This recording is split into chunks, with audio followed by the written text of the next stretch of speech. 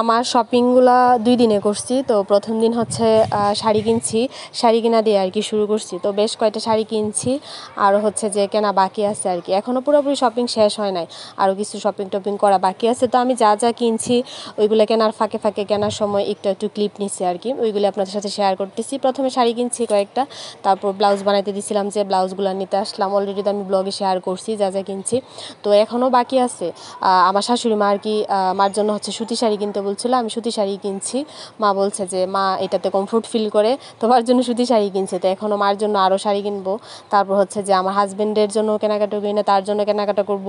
তারপর হচ্ছে যে আমার ভাসুরের 2 ছেলে, তাদের জন্য কেনাকাটা করবো। এগুলো আর কি এখনও বাকি আছে, এগুলো করতে হবে। আর এইদিকে আবার অথৈ আদ্রিতা ওরাও আসছিলো এখানে। অথৈ হচ্ছে যে পেইন্ট করতেছে, তো ওদেরকে বাসায় রাইখা এখন আমি আবার বের হইতেছি আর কি কেনাকাটা করার জন্য। আজকে হচ্ছে যে ছেলেদেরগুলো কেনাকাটা করব, যতটুকু পারি অতটুকু আর কি আমি আগায় রাখবো।